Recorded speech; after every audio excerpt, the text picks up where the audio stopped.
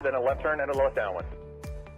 Cessna over the threshold, coming up on the white dot, at or beyond the white dot, left turn first available. I got a high wind coming up on about a half-mile final, clear to land at or beyond. Traffic on the left face, you're following a Cessna down low off your left.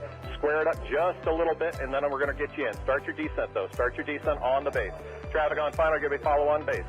Base traffic, start turning toward the numbers now. High wing coming up on quarter-mile final, take it all the way down to the green. Cessna taxiing on the green, expedite down to the next hard surface. Get me some speed, there you go, go fast. This is going to be good. I got traffic on a mile final. You're following traffic ahead and to your right. High wing coming up on the threshold. Take it all the way down to the green dot. 5 Charlie Sierra, 2 mile final. A mile final, turn north, and we're going to just make you, we're going to bring you back around. Jet traffic's coming up on about a mile and a half final. Runway 9 clear to land. Okay, all right. Let's listen up, guys. If you're on final for runway 9, I want you to offset to the left. I got a jet that's landing on runway 9. The jet's cleared to land runway 9 if you can make it. If not, just continue straight ahead. It looks like you're going around for the jet. That's fine. Oh, we had one right in front of us, sir. Dragger. Let's see. What we got? A tricycle. Tricycle, put it down. Tricycle, put it down. Tricycle, put it down. Tail dragger. Down to the green dot, then a left turn. Short final here. You cleared land on 9 all the way to the white dot. Go down to the white dot. Find somebody to follow out here. Canard, just come to the runway, and I might have to just send you around. That'll be fine. And for the jet, you just want to stay in this pattern, or you want to go back out for an instrument approach? Stay in a pattern, Charlie Sierra. All right, just stay with me here for a minute. And my tail dragger, let's see, over the numbers, go down to the green. And Canard's going to have to go around. Canard, go around. Canard, go around. Canard, go around. And my high wing here over the runway, keep it airborne. Keep it airborne. You do not descend. Do not descend. You got a fast guy behind you. Do not descend. There you go. Keep it airborne. Keep it airborne. As soon as the guy behind you gets slowed down, I'm going to put you down. So keep it airborne. The one that just passed the white dot, make a left turn on the hard surface. All right, my high wing tail dragger, you can put it down now. You can put it down now. And Charlie Sierra, let me get you about a mile off. Let's see, Charlie Sierra, I lost. There you are. Make a left-hand turn. I'll try to resequence you here on the downwinds. We'll see how it looks. Short final, you're clear to land runway 9 on the white dot. Clear to land on the white dot. There you go. And the tricycle left on the hard surface and follow the flagman. Welcome. Thanks for being part of the show. And let's see, just find somebody to follow on the final. And as you get close to the runway, if it's not going to work, we're going to send you around and then try to resequence you. Now, who else got sent around that's not back on the downwind? The Canard? Yeah, Canard. All right, Canard, there's a Gulfstream up there that went around too. I just lost sight of him, but you're going to make kind of a left-hand turn and stay low. I think Charlie Sierra, what's your altitude? 3,200. Okay, that'll be fine. Just maintain VFR. I don't know what else is up there above you. Probably most everybody's down here, so just make a left-hand turn. We'll try to get you back here. Canard's got the jet in sight. Okay, the RV, maybe an RV-10, whatever, here on final. Keep your speed up and go all the way down to the, aim for the green dot for me. Actually, keep your speed up. There's a guy behind you. Aim for the green dot, and I'm sure that's plenty of room for you to land on runway 9. You're clear to land on runway 9. Number 2, you're going to go down to the white dot. Follow the white dot. Actually, you know what? That's 1,500 feet. You're going to land at the white dot. The spacing looks adequate here. 2 guys on final. You're kind of tight there. Keep each other in sight, and you're going to aim for the white dot. If it's not going to work, we'll come up with a plan B. We might have to send you around. The second guy behind you out there in about a 2-mile final. Are you slow enough to be able to follow that guy in front of you? You need to go around. Well, I probably shouldn't ask that because I had about 5 guys answer me, so I should know better than that after 35 years, you would think, right? All right, so let me see. The guy who's number 1, it's number 1. What kind of airplane is he? An RV type. All right, RV type. Keep it airborne for me. Keep it airborne. And I got a fast guy behind you. The number 2 guy over the trees there. Go ahead and put it down on the numbers. Put it down on the numbers. My first guy just coming up on the numbers at the over the grass at the numbers. I want you to keep T-minus 1 minute and counting. Hello.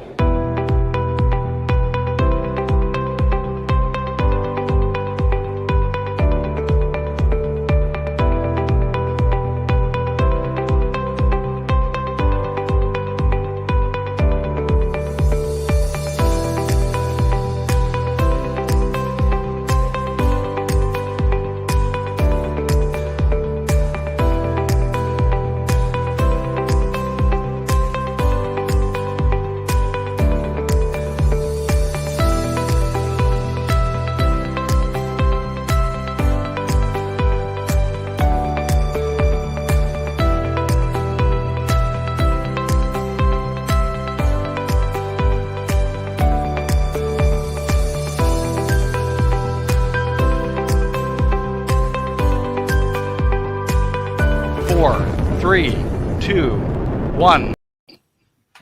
Hello. Hello. Good evening and welcome to another Thursday night live stream. Have we got a packed show for you tonight. There's tons and tons of it going on. Before I get into what's coming up, I just need to thank our sponsors, 4Flight.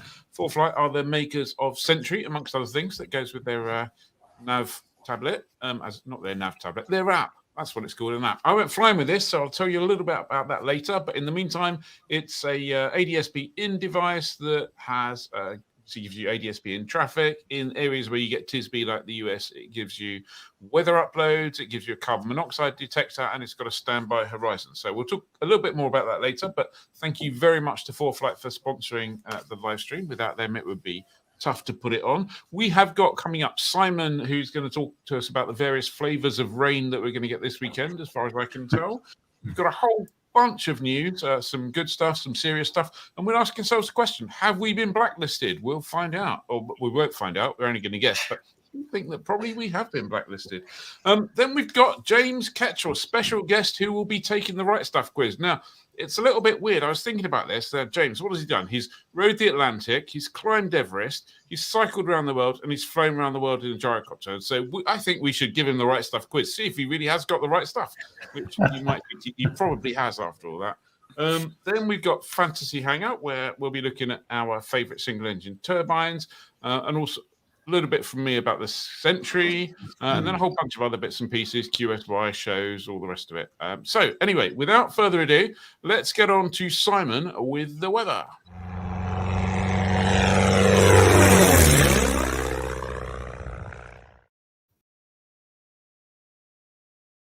Or even good evening, everybody. Grace here. Hope that you've had a good week. What a week of weather it has been.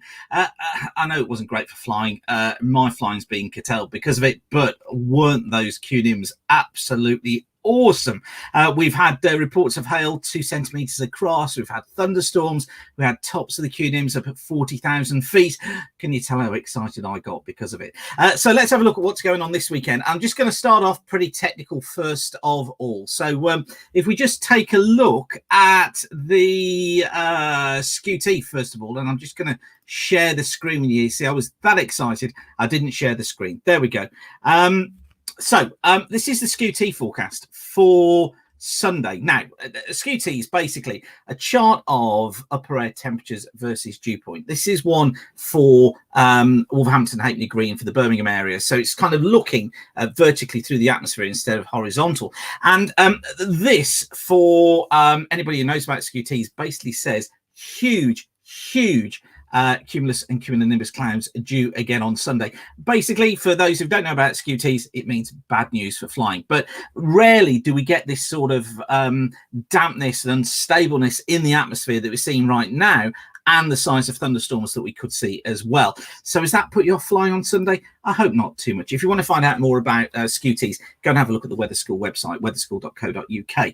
And for those of you coming to Weather School actually on Saturday, we'll talk about these huge Qs and QNIMs that are coming about because of a returning polar maritime air mass. Go and check your textbooks again, returning polar maritime air mass, and just see the weather it brings. Heavy showers, thunderstorms, and hail. It's exactly what we've had this week. So quickly then, the weekend forecast. This is how Saturday looks.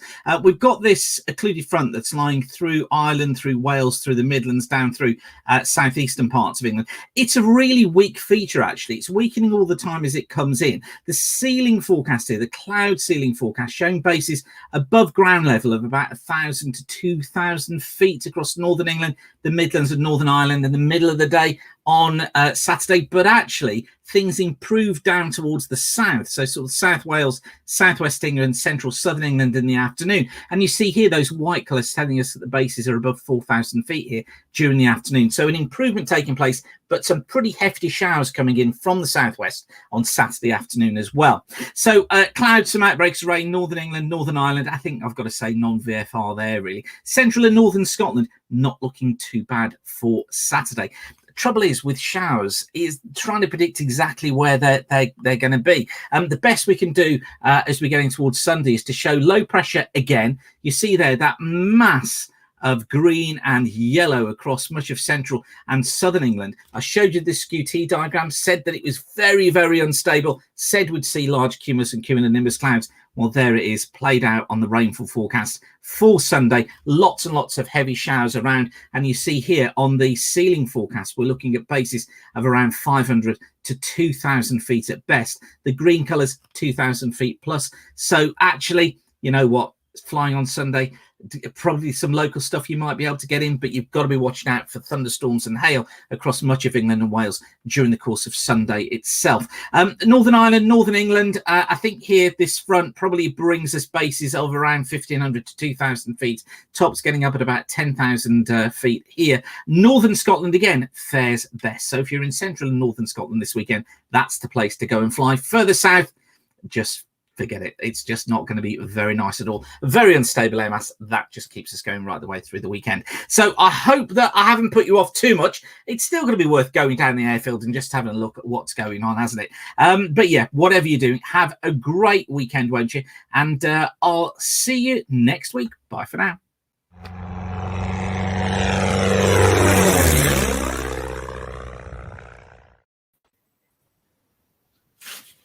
Oops.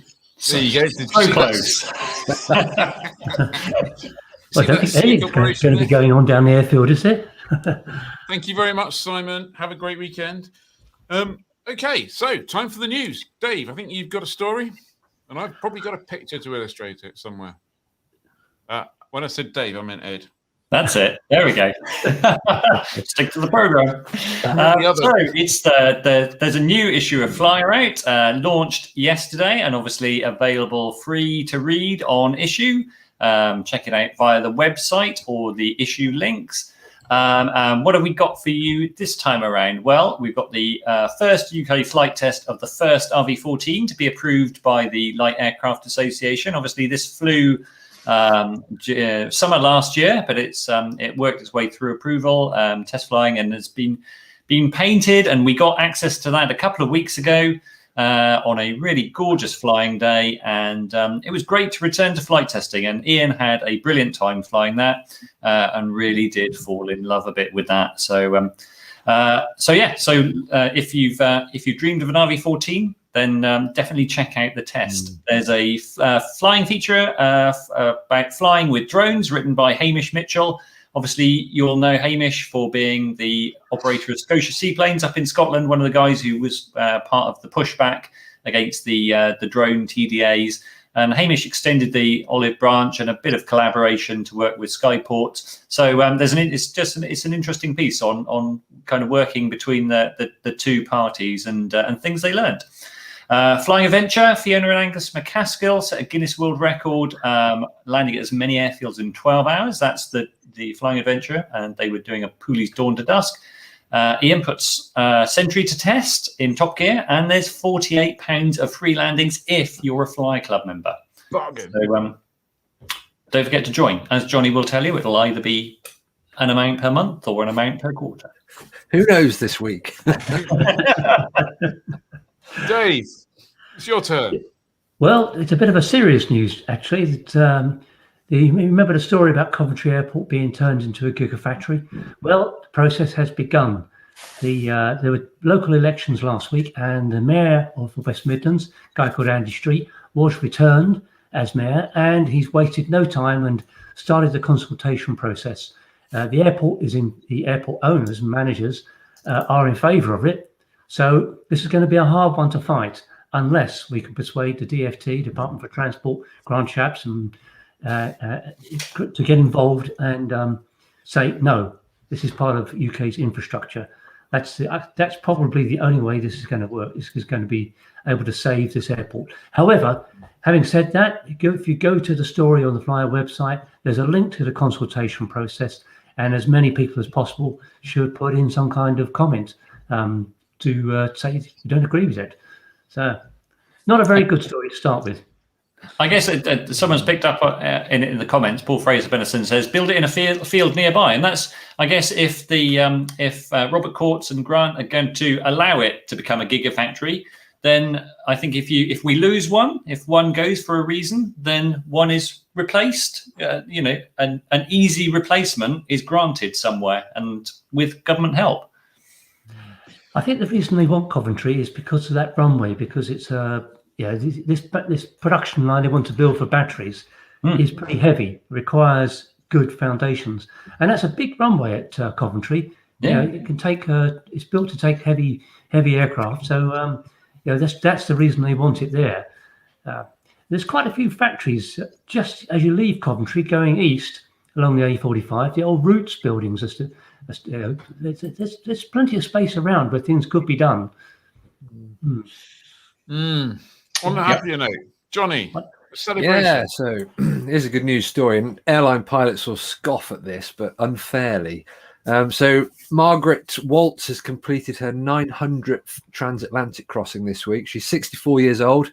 She was flying a TBM 940 from the factory in France to Muncie in Indiana, and her usual route is Wick, Keflavik, Iqaluit, if I pronounced that right, and Bangor. And she's a very accomplished pilot. She started flying gliders at 15 and learned to fly powered aircraft with an instructor whose name you might recognise, Erich Hartmann. He was one of the Luftwaffe's highest scoring aces with some ridiculous kill count, if you want to call it that. But she flew her first ferry flight in a Rockwell Commander. That was across the Atlantic at the age of 20. So she's been across a fair few times in many different aircraft types, but apparently now she only prefers turbines. Yeah. It's Iqaluit. Johnny. Sorry? It's Iqaluit. Iqaluit, thank you. And it used to be known as Frobisher Bay. Much easier to say. Yeah, there you go. So what talking of interesting aircraft, Dave, is it Dave? Yes, this is a project being put together by some people at Old Buckingham Airfield. They call themselves Nuncats. I don't really know why they call themselves Nuncats, but anyway, what they want to do is develop an electric version of the Zenith CH750, and they're calling it an electric sky jeep because their idea is to try and produce this so it can be used for humanitarian purposes out in remote places. A bit like Land Rovers and Toyota Land Cruisers are used throughout places in what we call the third world. They think this is a good option for short trips. The only thing is it's a battery-powered project, and as we know at the moment, battery power is not only heavy, it doesn't give great range. So they've got a bit of work to do there, but apparently they've got the support of the Zenith factory. So that's probably going to be a big help. Nice to see it going on, though. If you want to support it, there's a crowdfunding campaign, and the link is on the website. Fantastic. Ed. Avionics. So obviously, if you remember, if those of you watched Flyer Live, quite a few questions were talk about when might we be able to add traffic to an AV30. Now, obviously, AV30 is the experimental unit. It's both experimental and certified. Not quite certified in the UK yet, but it's on the verge of. So the AV30, Avionics has announced there's a product called AvLink. It's a Wi-Fi bridge that enables you to display traffic, and you can take that feed from a Sentry or any supported ADS-B receiver like Sentry, Echo UAT, Sky Echo, Sky Sensor, or anything that does the GDL90 Wi-Fi protocol, and then you can display that traffic on your AV30 display. So it's available now for experimental aircraft, and the certified model will be available later this year. So looking forward to that. Talking about experimental aircraft, Dave. Me? Yeah, Dave. Right. Okay, right. Talking about experiment. I thought it was Johnny. I thought it was Johnny. Oh, yeah, no, that Johnny's about drinking beer, isn't it? Johnny. Yeah. Did you get a different schedule to the rest of us tonight? I've been away for a few days. I'm just not quite back in it just yet. Johnny, tell us about drinking beer. Yeah, so if you like airplanes, cars, and beer in that order, next Friday, Bicester are holding, or rather, the Wrigley Monkey Brewery at Bicester Heritage, hosting a tap room open event, and they've scheduled some spaces for aircraft. All the car spaces are full, but there is some flying slots available from 1500 hours next Friday. It is very limited availability. I'm just going to read some data or information off here. You 25 quid per head. You get beer, you get food. You can look around some of the car stuff, which is, by all accounts, I've been many times. Bicester is fascinating, full of some great classic cars. And to apply for a slot, you can go to the website, and we will put the link in the comments in a second. There's outside heating. It's going to be COVID secure, of course. So yeah, that should be quite a good event, and you might see me there. Can you camp or something overnight? I don't Not think you can. from the information that I can see, but unless Dave, you know any different. I know there's some Airbnb units there, isn't there? Yeah. Not many, but there are some. Yeah. That whole flying and looking at people drinking beer has got no future. Dave, do you want to tell us about a link, my little nice link into experimental aircraft for the next story? Well, those of us who are members of the LAA, I'm a paid-up member. I don't get a freebie. We've seen the magazine this month, and shock horror, Francis Donaldson, chief engineer, who's been there for 30 years, is going to stand down later this year. He's still going to be working with the LAA, but he's not going to be in the chief engineer's role. I mean, this is tantamount to the LAA reinventing itself. Francis has been the backbone of the LAA for so long, and they're looking for a replacement. Going to be a hard chap to replace. He's set a very high standard, a very high bar. He's a good guy, Francis. I've worked with him on many a thing for their mag, and obviously built a couple of home builds under him, and the engineering team there. And he's done a good job leading. So.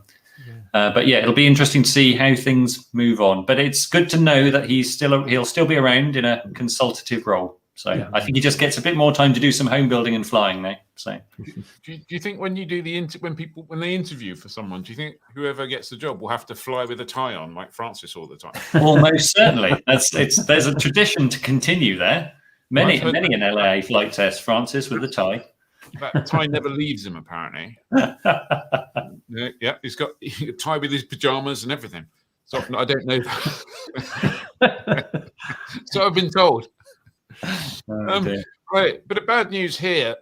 This was me flying a few years ago in the amazing Mont Blanc area, looking up and down the glaciers and the valleys. It was absolutely stunning, beautiful thing. However, thanks to an impenetrable SUP-AIP supplement, it appears that 3 different areas are now restricted for parts of the year at certain altitudes for flight over that. So no basic flying there. There is an exemption. If you've got an electric aircraft, you can fly there, but the rest of us can't fly there. So that's basically, to cut a long story short, a bit of a bummer. If you can read and understand that, then you've had to work hard, which is probably good to know for the CA. They're not the only people who can produce impenetrably difficult to understand bits of aeronautical information. The DGAC are quite good at it as well. So bad for doing it and bad for producing such a crap piece of information.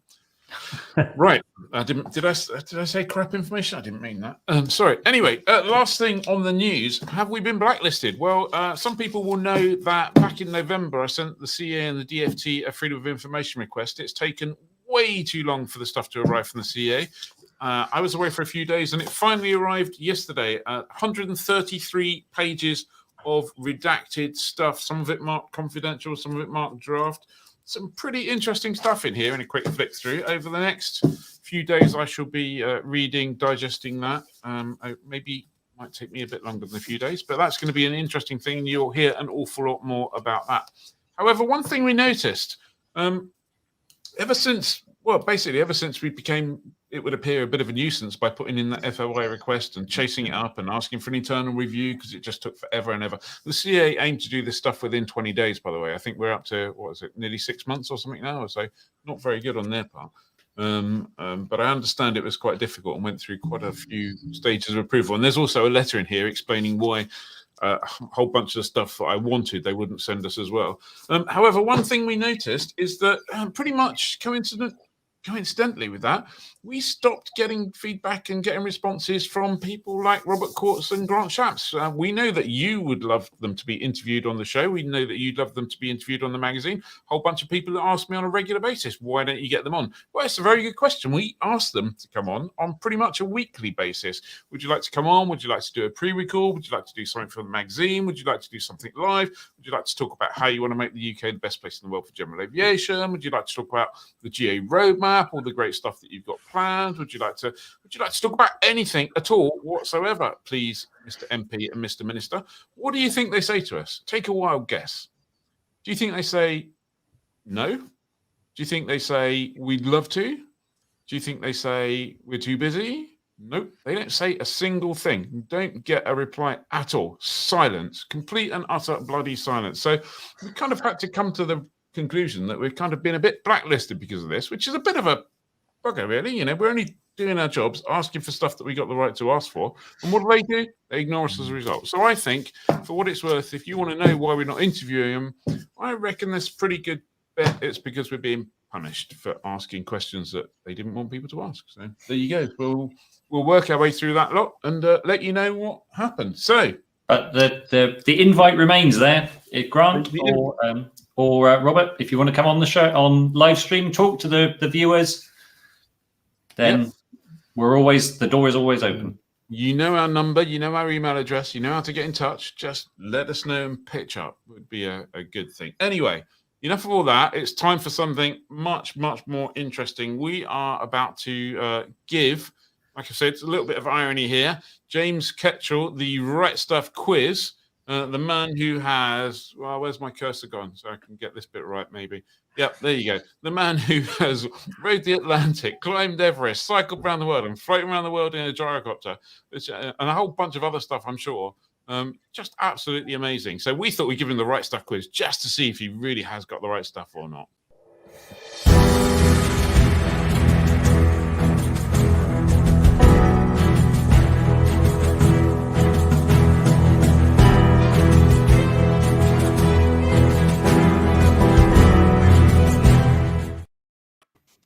So, James, good evening and welcome to the Flyer live stream. Hi, Ed. Thank you for having me. I think the last time I saw you was at Friedrichshafen a while ago now. So it was Oshkosh, because I saw you at Friedrichshafen and then I met up with you in Oshkosh.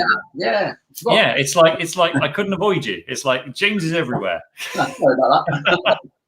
But that was part of your record-breaking round the world gyro flight, wasn't it? Yeah. I was very lucky to get into Oshkosh because I was on a bit of a tight time scale. I landed in every mainland state when I flew around the world in the US, and I didn't know whether I could make it to Oshkosh in time because I had to get back across the Atlantic before I missed the weather window. But yeah, I just got my head down and was flying like a maniac every day and made up some time, so I was able to stop off at Oshkosh and get the gyro in there and catch up with a few people, and then I was off again.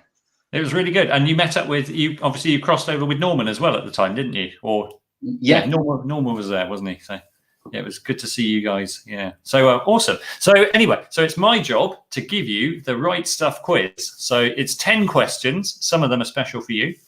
And we normally have a countdown, but sometimes you can hear it, sometimes you can't. But anyway, it's 30 seconds, quick fire questions, and then Ian will give you the score. So are you ready? Go ahead. Excellent. Here we go. Sea level or flight level? Sea level. Grass or hard? Grass. Glass cockpit or steam gauges? I like steam gauges. Over land or over water? Over water. Boiling hot or freezing cold? Freezing cold. Stick or yoke? Stick. North up or track up? North up. Open cockpit or closed? It's pretty obvious. Open cockpit. Go through or around controlled airspace? I'll go through. Paper chart or tablet? Tablet. Ian, how did James do? Well, normally I would, at this point in time, I'd be saying, James, we need to have a word about a few of those answers there. But given it's James and everything he's done, There is no way that you can really come up with an answer that isn't 100%, is there? Frankly, so 100% right stuff. There you go. I appreciate it. Thank you. Not entirely based on your answers, just based on what you've done. Anyway, that wasn't me. I think it's time to hand over to someone who's going to do a better job of interviewing you than me. So, Johnny, over to you. Thank you very much, Ian. Well, James, thanks for joining us on the live stream. You're welcome. Thanks for having me. Now, yeah, it's coincidentally it's Mental Health Awareness Week, and we've got a guest who's passionate about helping people realise their own potential and get motivated. So, welcome to the live stream, and thanks for joining us. Just begin by telling us briefly about your adventures and why you started doing them. Okay, I've always had a dream ever since I was a young boy to try and row a boat across the Atlantic Ocean. I never really had the guts to do it. I always wanted to do it, and I followed certain people across virtually and kind of always thought that would be an incredible thing to do. But there was always a reason. I was always putting it off for next year when I was fitter or had the money to do it. There was always an excuse. And I had quite a serious motorcycle accident and broke my legs and was in hospital for quite a while. And I'll never forget it. The doctor said to me very casually, "I don't think you're going to be able to walk again, buddy." And it was at that moment, it was almost like a light switch sort of moment in my head. And I thought, you know what? I'm going to row across the Atlantic. I need something to aim for. It took about a year to make a complete recovery. And that's what I did. I wanted to do it with someone else, but for some reason, no one would join me. So I did it on my own. It took 110 days, 4 hours and 4 minutes. Not that I was counting. And it was incredible. I could talk for hours about that. But that was really all I ever wanted to do. But in doing that, other doors of opportunity just naturally opened. And I ended up climbing Everest the year after. And then sort of after that, things sort of changed for me a little bit. I sort of just fell into speaking in schools and things. And I started doing corporate work and speaking to companies and things. And I decided I was going to cycle around the world. And at that point, I'd sort of started to find things that I was passionate about. And I sort of started to feel like I had some kind of purpose. When I was young, sort of a teenager into my early 20s, I was very lost, very lazy, to be perfectly honest. I didn't really know what I wanted to do. And then all of a sudden, sort of things became a little bit clearer for me. And then just one thing led to another, really. And that's how it all kind of happened. And I suppose I accidentally fell into a completely different life. And that's it. It's what I do now. So I call it professional job avoidance.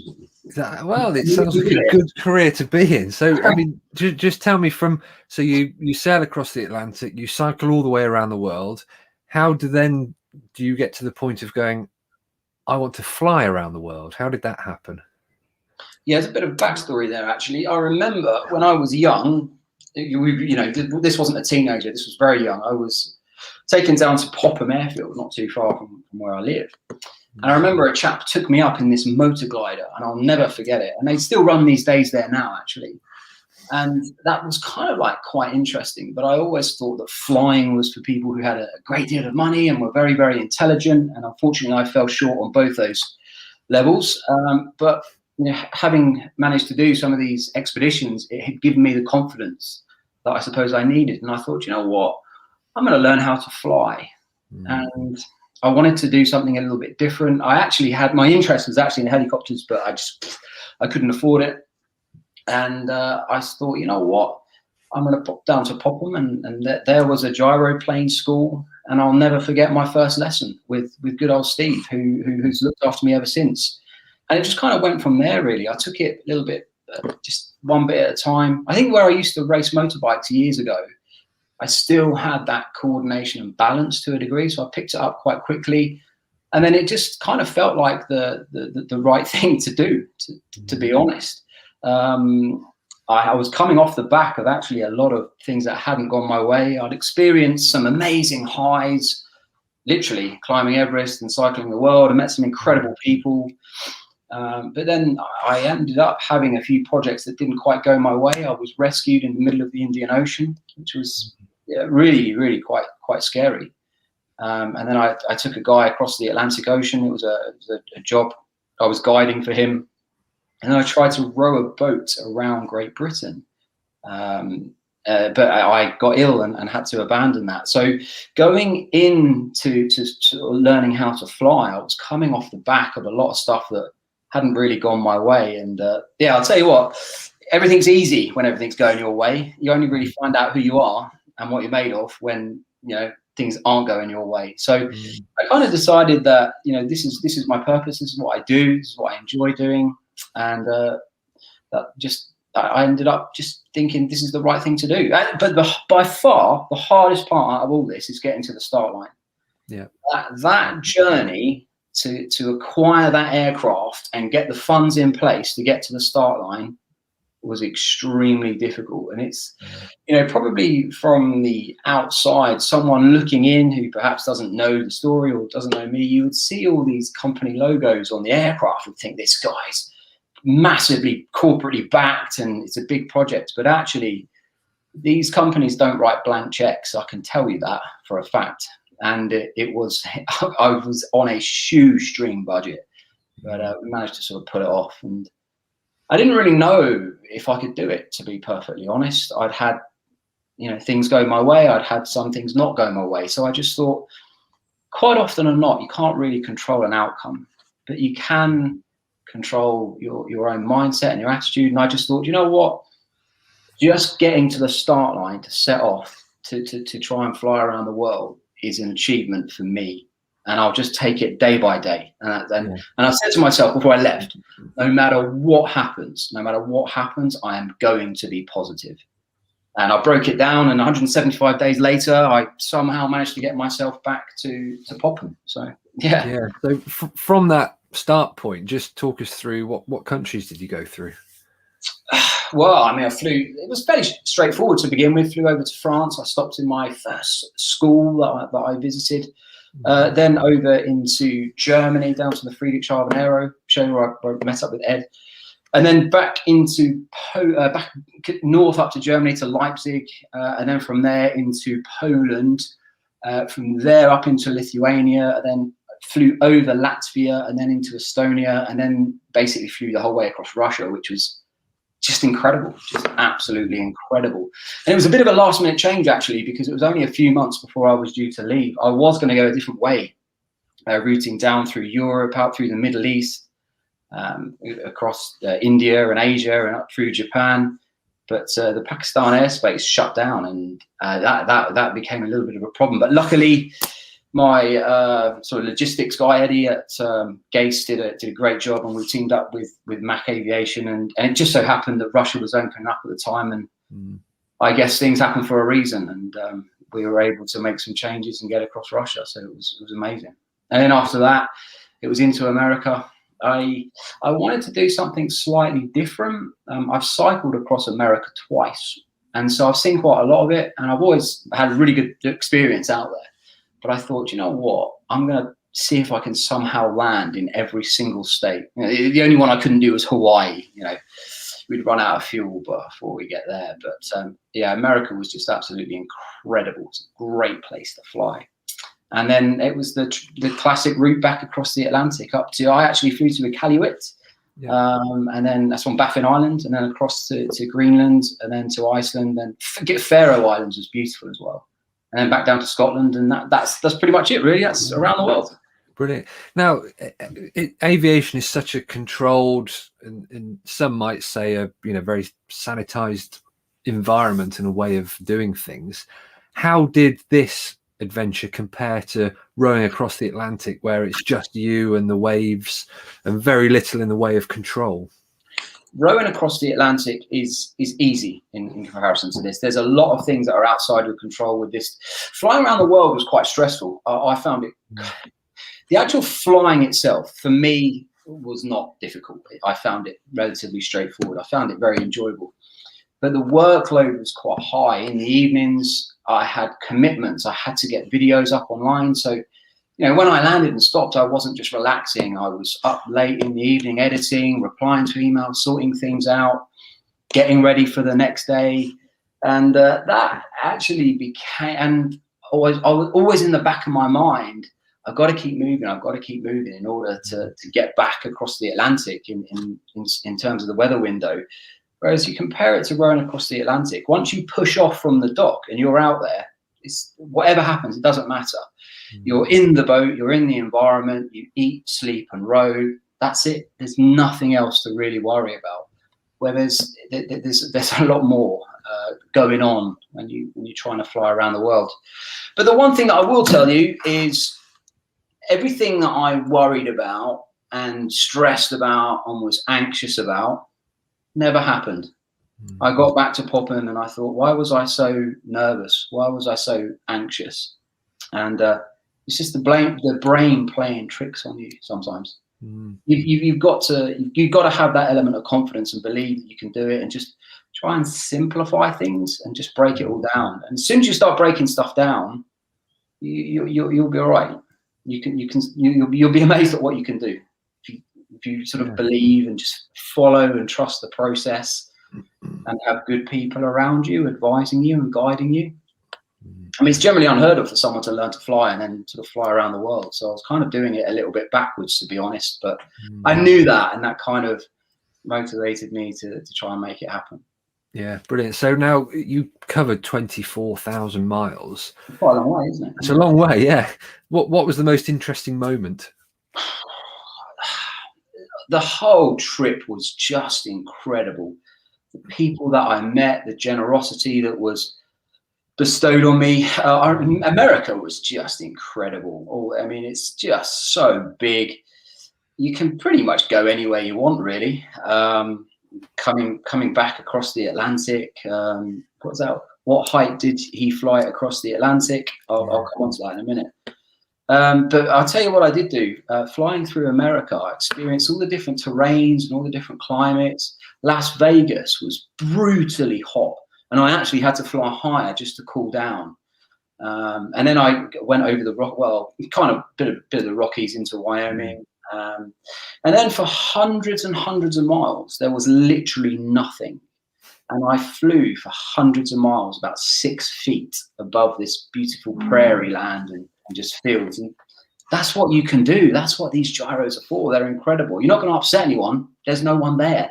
You can, to a degree, you can kind of almost do what you want. And America, and I have to say, so many people reached out and were following me. I was landing at airports, little places, and just random people would turn up and say, I saw the tracker. And I'm like, oh, right, yeah, it was brilliant. And then, I flew into Oshkosh, which was amazing. Flew into Cincinnati International. That's a big place. And then all the way down to Florida, flew over the Everglades and up the East Coast. But probably some of the best memories would be flying around the Statue of Liberty and up the Hudson. Again, it was very easy to do. You just make traffic calls on a certain frequency at various points. Anyone could do it. And then flying back across the Atlantic, that was an experience and a half. I actually, going back to that question that was asked there a second ago, I flew very, very low. And some people may think this is a little bit crazy. But at times I was 100 feet above the water. There's a couple of reasons why I was very low. You start going higher up and you have no perception that you're moving. It's almost like you're floating. So the lower you go, I could see the water moving below me. It gave me a sense of speed and a sense of progress towards my goal. And I thought, there's no one to talk to out there. You're not flying high enough. And so I actually ended up, I was talking to my flight team on my little tracker and stuff. I had a really good little setup, actually. So I had the peace of mind knowing that people were watching me. So if something did go wrong, at least someone that knows what's happened. That really helped.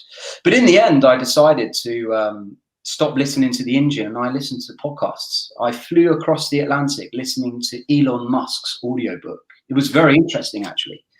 And the time passed. I remember it was about a 5-hour flight from Iqaluit to Nuuk across the Davis Strait. That was a long flight for a gyro. Right? That was a long, almost. That was basically 500 nautical miles. That's quite a long way in a gyro.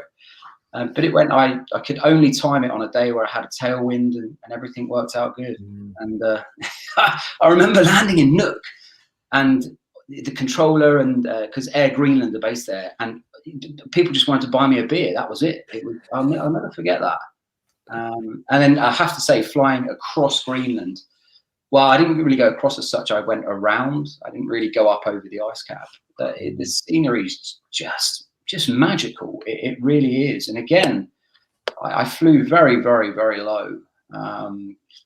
Yeah, and then flying back across to Iceland, that was the only day I had a real I got the weather sort of wrong as such. The clouds sort of started to drop, and the visibility really deteriorated and got quite poor. And I had a pounding headache, and that 5 hours never went so slow. And I have to say, I was never so pleased to see land. And it's funny because as I was coming in to Iceland, to Reykjavik, literally there was sort of fog and cloud and mist down to the ground, but the only place that was clear was my airport. And I thought, my goodness, I guess someone's looking down on me.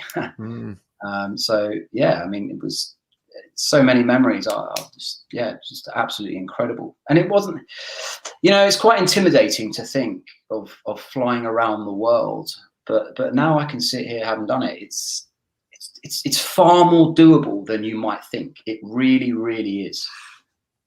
Yeah, that's fascinating. And we were talking as a team earlier about how you seem to have a determination that most people just don't have, to be able to just crack on and see an objective and get to it. And that leads me on to my next question, which is, what's next? What's next? Okay, so I will always fly. I absolutely love my flying. There's a couple of things that I'm working on, a couple of big projects. My next big project is 2024. I'm working on a project to sail around the world, and I'm taking some young individuals between 18 and 25 from difficult, challenged backgrounds away with me. I'm hoping that the project will give them an opportunity to sort of shoot off on the right trajectory in life, because everyone has hidden talents in them. Everyone is good at something, but some people are quite unlucky. They're not in the right environments. They don't have the right people around them. And so I want to identify some people that I can help and take them away on a journey that will hopefully instill that confidence in them that they can do things that they want to do, and potentially sort of change some people's lives. So that's what I'm working. It's a big project. It's huge, but I did promise my dad that my dad was really quite envious of my flight around the world. He was tracking me and stuff. And I promised him before he gets too old, he's getting on a bit now, but before he gets too old, I will fly him around the world. So realistically, probably in the next 7 to 8 years maximum, I will fly around the world again. We will not be doing it in a gyro, but we'll be doing it in something fun, and we will do that. So if I say I'll do something, I'll always do it. So I have to honor that. Yeah, no, that sounds great. And we look forward to it. There's lots going on, and of course, during lockdown, I wrote the book and stuff. So, yeah, absolutely. So, just tell us a bit about the book. What's it called? What's it about? Where can we buy it? The book is called "It's All Mental." Everything we do is in the mind. So, half the book is about the flight around the world, and the first half is about all the projects that I've worked on that haven't quite gone my way, from being rescued twice. And some of the ups and the downs and the things that I've learned along the way that I think will be useful for people. Although it's just my story, but instead of it just being a story, I'm sharing things that I feel will have value to people. And especially I talk quite a bit about my mindset and having the right attitude and having the right outlook on things. And it's just me sharing my opinions on things and things I've learned. So I thought it was quite appropriate to call it "It's All Mental." Yeah, definitely. Now, just before we wrap up, I'm just going to flash up a comment here from Richard Kennedy. Fantastic guest. I could listen to this for the whole hour. Well, Richard, I think we'd love to get you back, James, to talk to Flyer Club members about your trip around the world. So we'll tee up a date, and what we'll do is we'll share, because I mean at the moment you're just looking at my ugly mug and I'm telling the story. So it would be better if I sort of share the screen and all these pictures and things. We'll bring it all to life. So more than happy to do that. That would be absolutely fantastic. I mean, there was one comment that scrolled through earlier that I just wanted to put out from Darren Newton, and he said it's amazing. He was talking about the flight that you took in a motor glider from Popham when you were a young kid. Yes. And he said it's just amazing the seeds that can be sown by one single flight. And so the opportunity that all of us have got to share aviation with people, you just never know what change that's going to bring and how that can be a force for really fantastic good. So absolutely. Anyway, I have to say, James, that was an absolutely fascinating chat. And like many people, I wish it could go on for hours, but and we'll get you back and we'll have saying that, but no, I promise you, I won't regret saying that. We'll get you back, and we'll have a presentation with your pictures and no problem. Absolutely. I mean, just astounding. And there was a whole bunch of questions that we had just unfortunately haven't got time for. So if you ask a question and you didn't get it answered, then stick it. We'll dig it out, and we'll make sure that when we get James back, we got that on as well. So that's. Thank you so much for joining us. What's the book called again? It's All Mental? It's All Mental, and you can pick it up on my website, just jamesketchell.net. It's on there, ready to go. So pick up a copy and let me know what you think. It took me a year to write this. So, yeah, it's quite a lot of effort and work has gone into this. Was that harder than flying or easier than flying? Harder, much harder. Harder. There you go, people. Don't write a book. Fly around the world instead. Yeah. James, thank you very much. Unfortunately, we have to say goodbye. We've got a couple of other things we're going to fit in. I'm really sorry for people who could listen to James for another hour, but we will get him back on, and we will do a James Ketchell special where we'll have all sorts of stuff with shared screens and pictures and all sorts of stuff. So absolutely brilliant. Thank you very, very much. I'm going to play the tape when we're going to go into Fantasy Hangar. Thank you.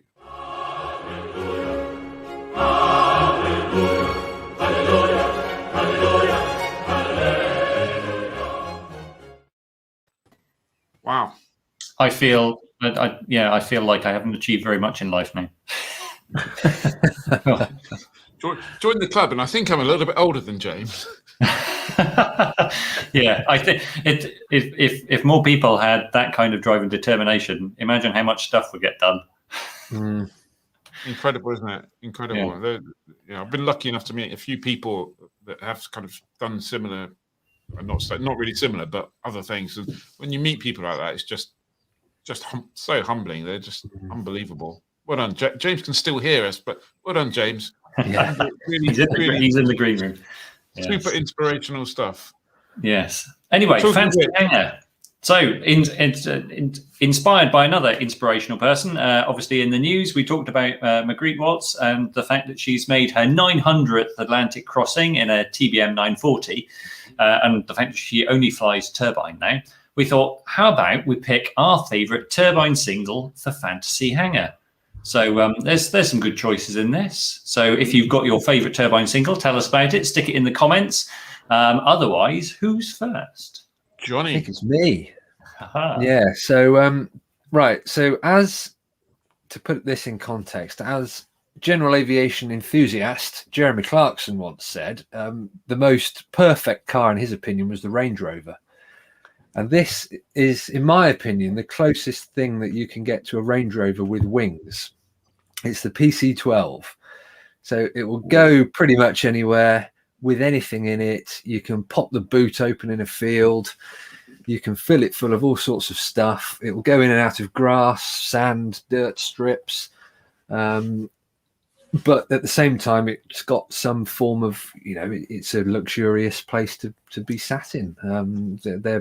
It's a good mix of executive transport versus utilitarian ability. So yeah, that's my top one. I've never flown one. I've been close to one. One came into our strip a couple of years ago, and it was quite an impressive thing to see.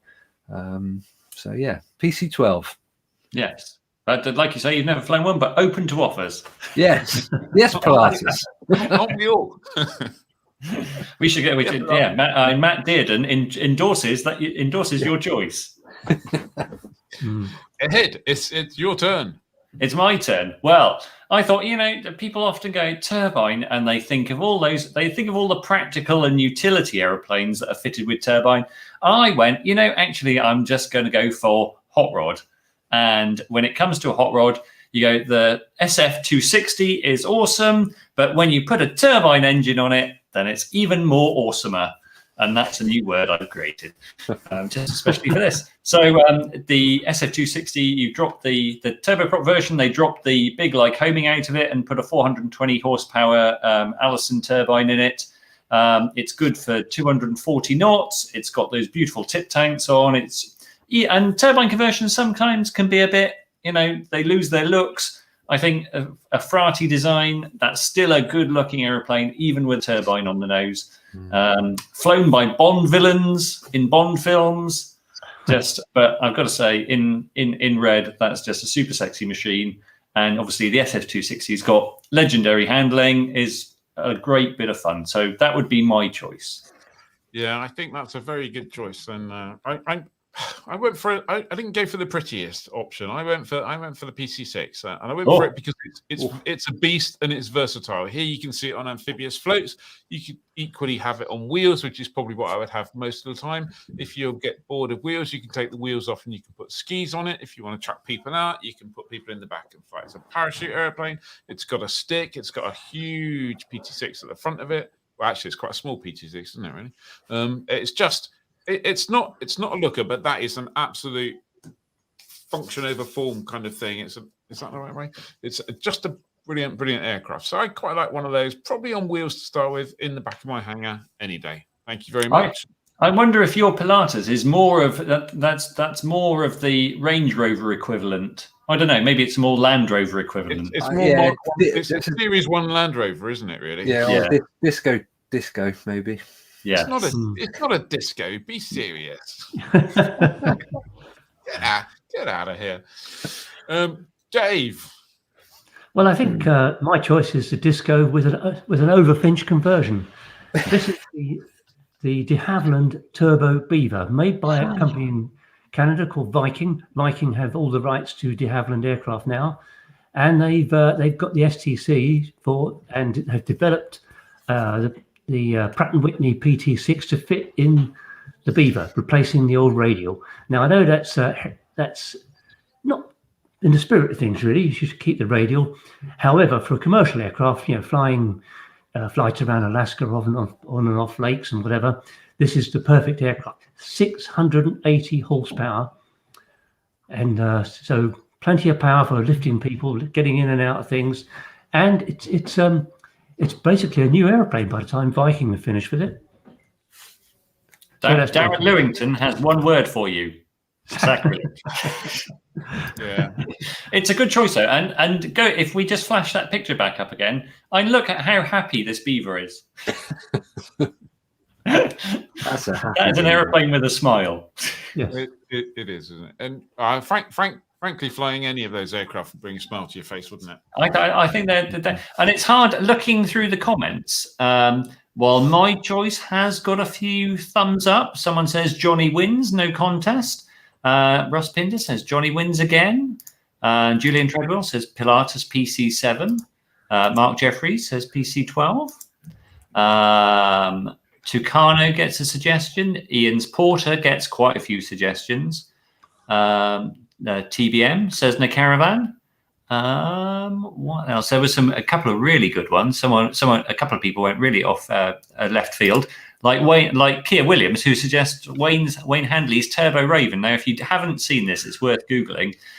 This was basically a very small aerobatic aeroplane, monoplane, about the size of a pit, and it had I think it was a 650 horsepower Pratt & Whitney PT6 on it, and you could stick it on its nose and pretty much descend against reverse pitch, which eventually Wayne came unstuck against, and there was a crash. He didn't walk away from it, but he survived, and the aeroplane was unfortunately lost. But it's worth Googling for a video for that, because that is one of the most astonishing things I've ever seen video of it fly.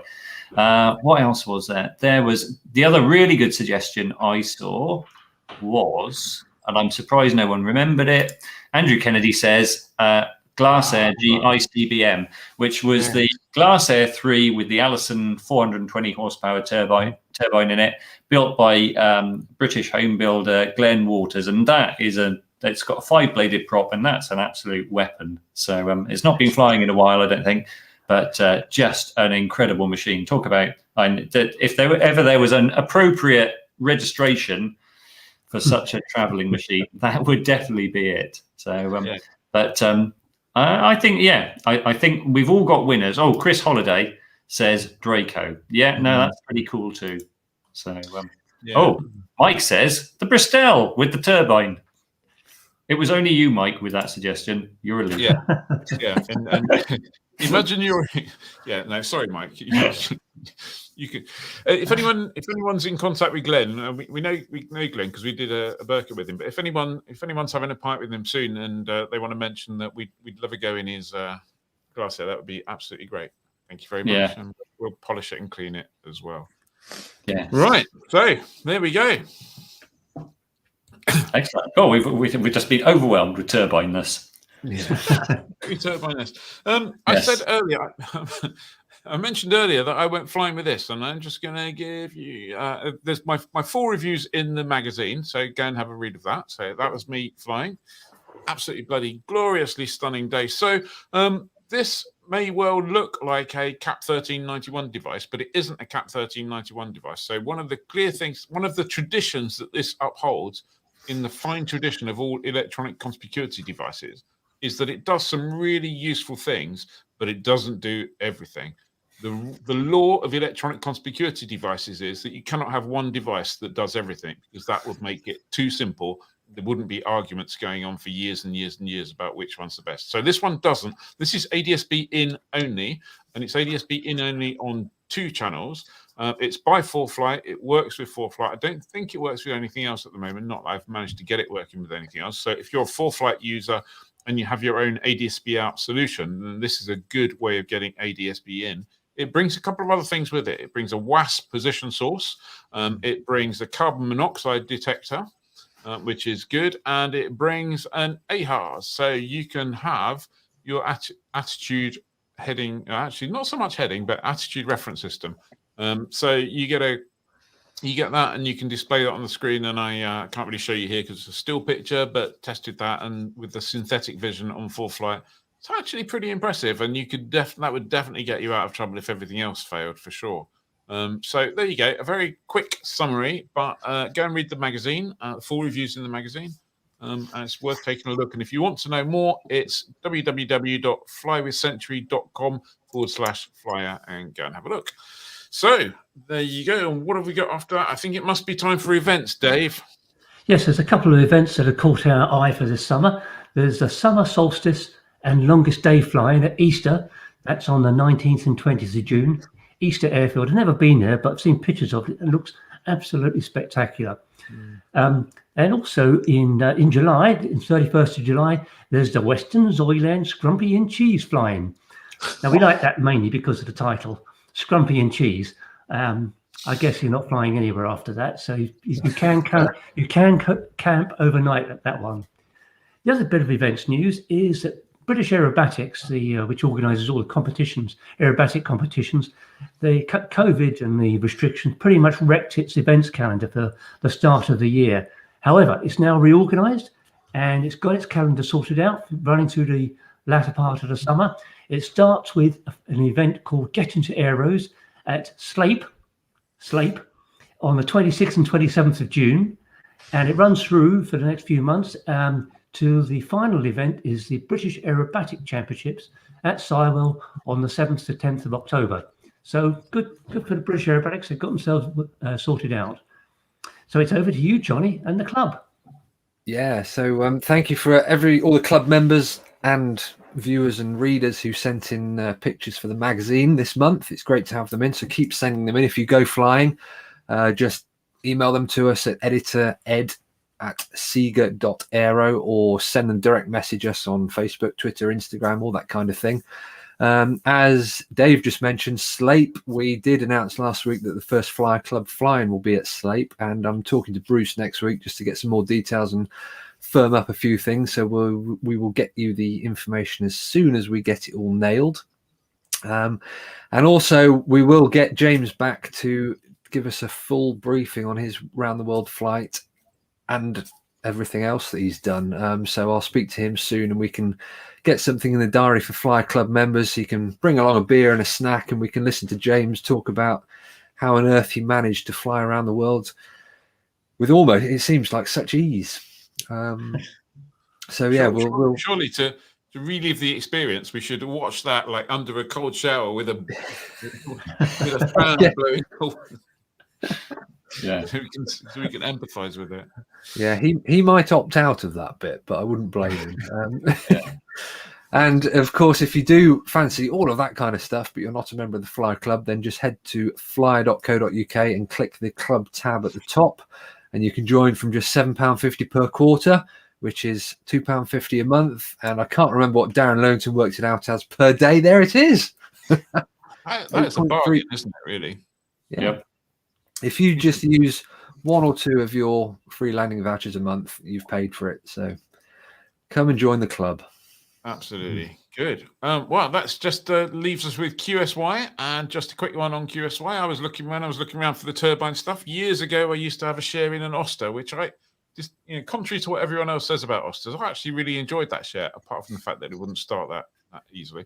I found this. What do you reckon? Turbine Oster, powered by the Rover gas turbine. That would have been a whole heap of fun, I imagine, and probably still wouldn't have gone much above 100 knots, but I thought and probably would have been just as difficult to find parts for. You reckon? Probably. Yeah, maybe. Yeah.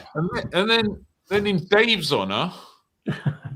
Well, in true Dave form, the answer is always Alaskan, of course. Alaskan. Yes. We found this.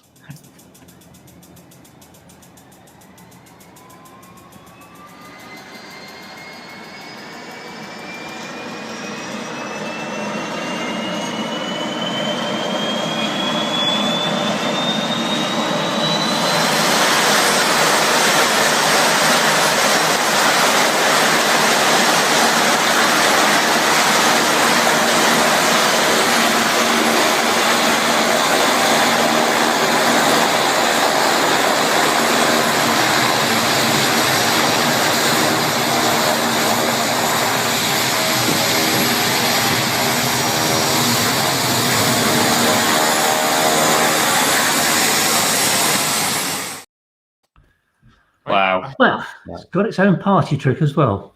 That's pretty impressive. And I noticed it's clip wing as well. How much fun could you have with that? Probably. I think that video is so short because it basically does that before it runs out of fuel. Yeah. It's like, listen to this, and it's like, boom. Yeah. What else is there in QSY? Two other things in QSY. For readers of newspapers would have noticed that Maurice Kirk, the flying vet, is currently in court defending himself against charges of harassing or threatening an MP. That's the current court case, so we will say no more, but the factual reports are in the national newspapers should you wish to catch up on Maurice Kirk's latest. And then there was the kind of the midair in the US. So this is Denver Centennial Airport. This is the Cirrus. You can see on the left of the picture the parachute that it came down under. And I think the back of that Cirrus was broken. I don't think it happened when it landed, or I guess we'll find out. But perhaps even more impressive was this Metroliner that it's just a chunky bit missing out of there, isn't there? And I don't know if this story is true, but so I read it on the internet, so it must be. The pilots of the Metroliner kind of heard a bit of a bang and found a bit of yaw and decided that an engine had gone and then maybe come back or surged or something and landed and taxied in. So yeah, if you can listen to the live ATC recording, and they do just say, we think we've had an engine failure, and that's it. Wow. Just astonishing. Yeah. A little caution on that ATC tape, because I think the ATC tape out there is several different frequencies merged. So just be aware that not everyone heard everything on that frequency at the same time.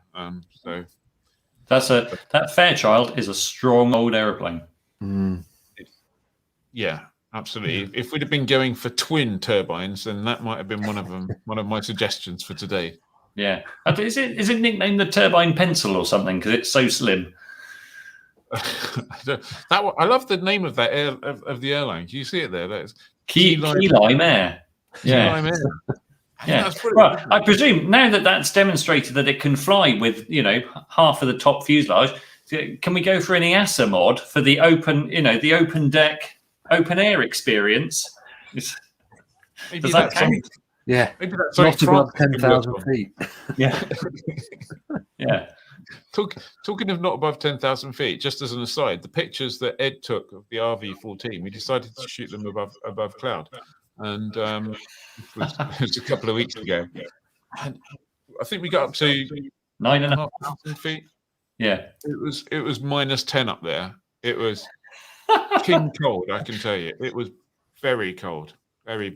And we kind of didn't. You had no coat on, or you did. You only had a light coat on, didn't you? And we kind of we just very slowly chilled ourselves, and we got to the end, but we were both like, yeah, we're a bit cold now. Yeah, it took me about 2 days to warm up, I think.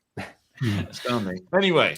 Anyway, I think that's about all we got time for. We did run over a little bit. I apologize for that, but it was absolutely worth it. That James Ketchell interview was fantastic. Can't wait to get him back. So we'll be letting you know about that very, very shortly. Thank you very much for joining us. We look forward to seeing you next week. Next week, we've got another amazing guest. We've got Patty Wagstaff, American aerobatic champion, joining us next week. So come in next week and have a listen to Patty, and we might have, no doubt, by this time next week, I'd have gone through some of the CA's Freedom of Information documentation that I got, so there might be some interesting stuff in there, and I look forward to seeing you all next week. Thank you very much. Have a great weekend. Stay safe. Thanks, everybody. Thank you to Stay safe. See you all.